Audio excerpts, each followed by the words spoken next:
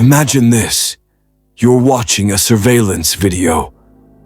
A girl enters an elevator. She presses several buttons. She steps into the corner, peeks outside, steps back in. Her movements are strange. Her hands are moving in patterns, like she's trying to communicate with something we cannot see.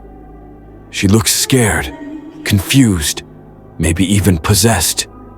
Then suddenly, she disappears. That was the last time anyone saw her alive. And days later, her body is discovered in the last place anyone would expect. What happened to Elisa Lam? Was she escaping someone? Was she hallucinating? Or was she followed by something darker, something beyond understanding? Elisa Lam was a 21-year-old university student from Vancouver, Canada. Bright, curious, soft-spoken. She was also diagnosed with bipolar disorder, a condition that affects mood and behavior, sometimes severely. In January 2013, she set out on a solo journey to California. It was supposed to be a vacation, a break from school, from stress, and maybe from her own mind. She traveled by train and bus. She visited cities. She shared her journey online, blogging her experiences. On January 26th, Elisa checked into the Cecil Hotel in downtown Los Angeles. The Cecil was cheap, but it came with a history, a dark, disturbing history. Since the 1930s, the hotel had been linked to numerous suicides, unexplained deaths, and even serial killers.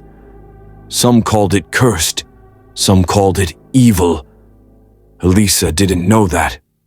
Or maybe she didn't care.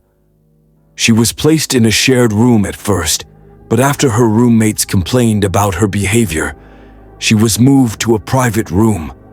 What kind of behavior? No one knows for sure. Over the next few days, she was seen visiting a bookstore, talking to employees, acting normal. But then, on January 31st, she vanished. No messages, no checkout, no signs of departure.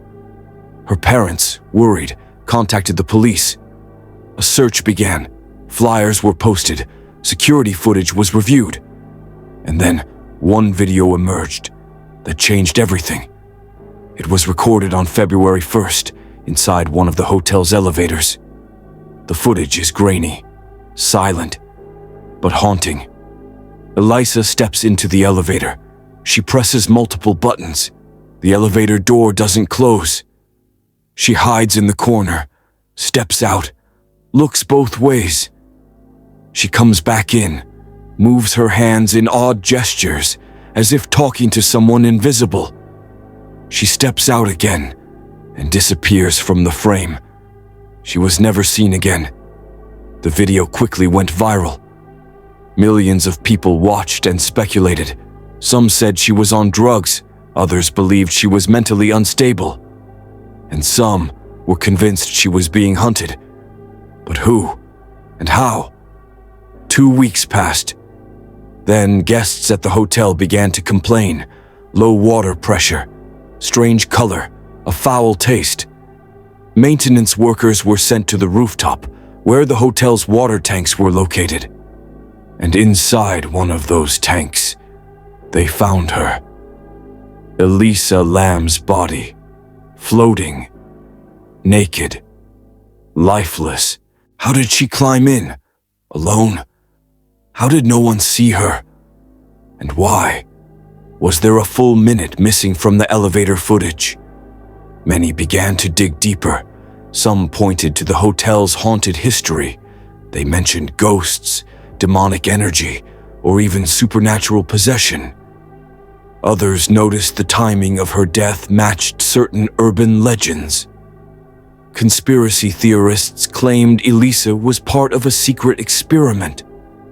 Some believed she had seen something she wasn't supposed to see, and others simply refused to believe she was alone.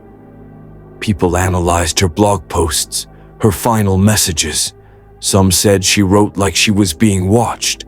Others said she sounded cheerful and hopeful. So what happened?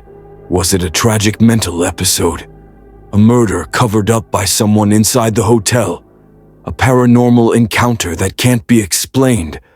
Or all of them at once? What's even stranger, the water tank she was found in. It had a heavy metal lid that was reportedly closed when her body was discovered. She couldn't have closed it behind her. At least, not alone. And then there's the video. The way the elevator door stays open for so long. The missing minute of footage. The way she moves, like she's speaking to a presence right beside her. A presence we cannot see. What was she looking at? What was she hiding from? Or who? Even the autopsy raised doubts. Toxicology tests showed only small traces of medication, but not enough to suggest overdose.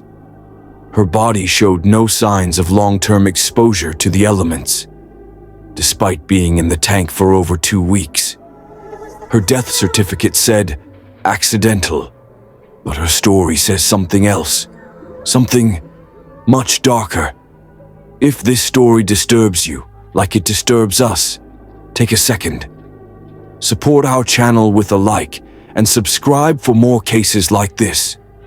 This is the kind of mystery that keeps us up at night, the kind of truth that hides in the shadows. Even today, the case of Elisa Lam remains open. There are no answers, only questions. A girl entered an elevator and never came back. Her last moments, captured forever on silent, shaky footage. Her body, found where no one could explain. Her story, haunting the internet ever since. This is the story of Elisa Lam. This is Dark Files, and we're only just beginning.